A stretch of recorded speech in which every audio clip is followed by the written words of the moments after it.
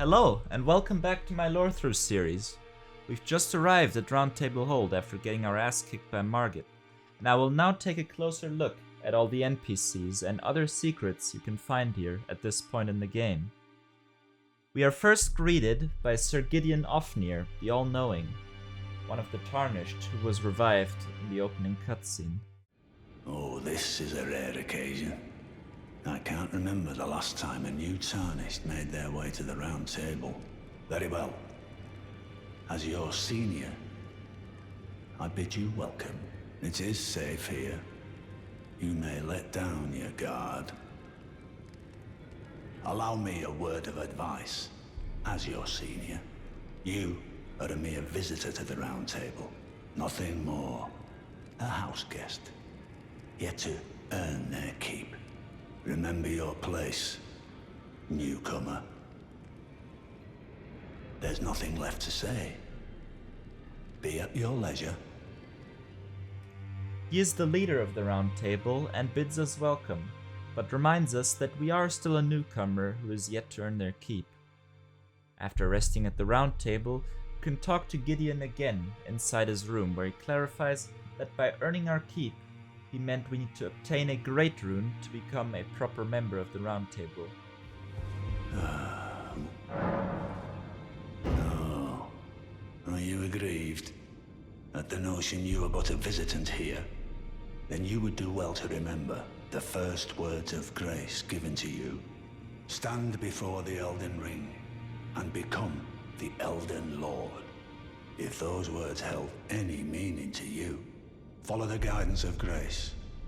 Lay low the shard bearers and claim for yourself a great rune. Do so, and the doors to the Round Table's inner chamber will open, and you will receive the wisdom of the Two Fingers. Once the wisdom of the Two Fingers becomes your own, I'll impart to you a proper welcome.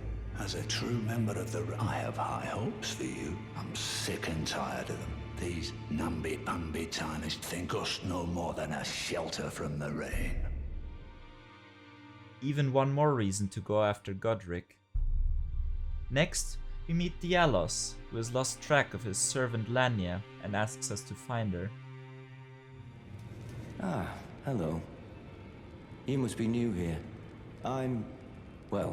Just call me Dialos. The honor of one's house holds little import in these lands. By the way, have you met a young woman named Lanya on your travels? She's my servant, but fickle as the wind. Take your eyes off her for but a moment and she's good as gone. If you find her, please be sure to tell me. Be sure to tell me if you meet a young woman named Lanya. She's a servant to my house. She's been my companion since childhood. I've lost count of the number of times I've had to find her like this. Honestly, she's such a little tomboy. Then, we meet a fellow prophet named Corin, who seems to have lost the guidance of grace, and now teaches those Tarnished who still do incantations. Oh, I see you've just arrived. Welcome to the Roundtable Hold. I'm Corin, a man of the cloth. I teach incantations, the strength granted us by the Two Fingers, and explore the secrets of the Golden Order, so that one day, if a Tarnished of the Roundtable Hold should become Elden Lord, I might counsel them, ensuring order regains its proper form, righting rule over men. By the way, do you still see it? The guidance of grace. You do? Wonderful news. Most Tarnished are blind to it these days. You are something of a rare breed. Well, what do you say? Care to learn an incantation of the Two Fingers? He also studies the secrets of the Golden Order, so that he can counsel a Tarnished should he become Elden Lord. He also says he wants to ensure that order shall regain its proper form, meaning, like most Tarnished who are at the Round Table Hold, he does still support the Golden Order. And there also is this guy. There's also the Twin Maiden Husks, silent pair of merchants, where you can deliver your bell bearings, and buy all sorts of useful stuff for your journey. Going to the other wing of the hold, we meet probably my favorite character inside of the hold, Smithing Master Hugh. You're a new face. No matter, it's all the same. Lay out your arms. Let's get smithing. He's an undying prisoner of the Roundtable Hold, forced to smith weapons for Tarnished for eternity. I see you've noticed the chains. Nothing special. I'm a prisoner and these are my chains. I'm trapped by the hold. I'm dying, smithing for you fools. That's all there is to it. No, don't read too much into it. I've no grudge against you. My being a prisoner is no fault of yours. Besides, I don't mind smithing. Despite my differences, the weapons get stronger all the same. Given time, technique never fails. Besides, it helps me forget the sheer terror of her. Surprisingly, despite this seemingly terrible fate of eternal imprisonment and slavery, he says he doesn't mind it.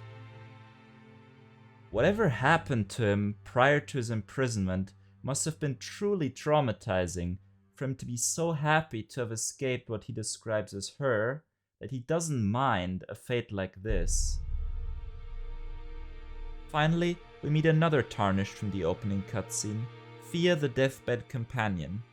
She asks us to exchange some of our lively vigor for Baldachin's blessing by having her hug you.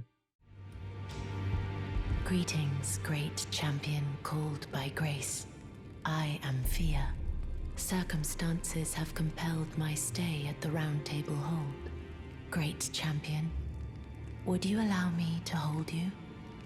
But briefly, perhaps you might share with me some of your lively vigor and your stout-heartedness.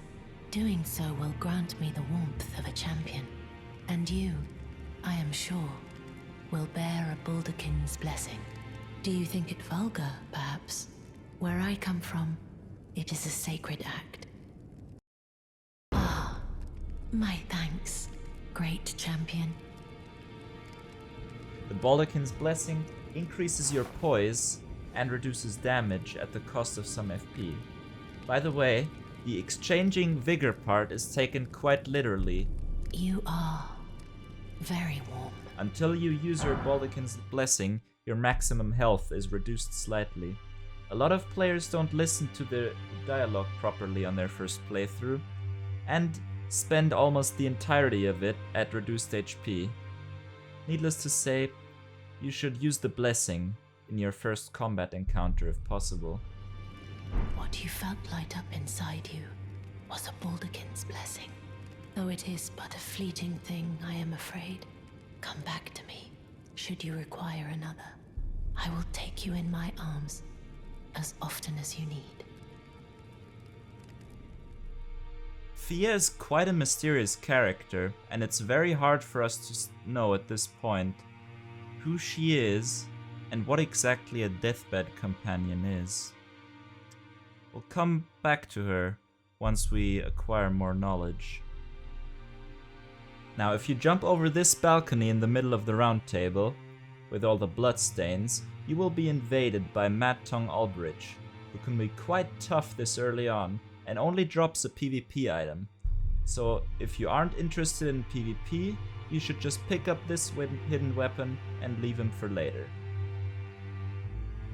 Finally, if we head down the stairs next to Hugh, we will come across a fog door that must be opened with a stone sword key. Behind the door is a chest with Krepus's black crossbow.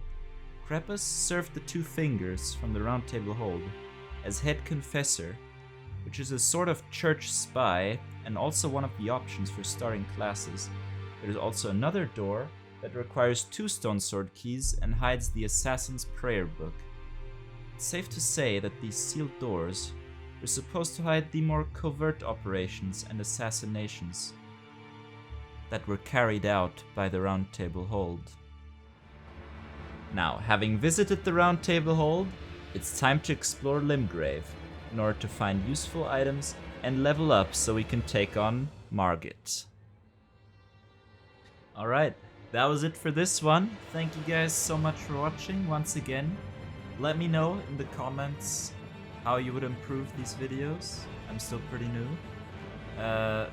Leave a like and subscribe if you enjoyed, and goodbye.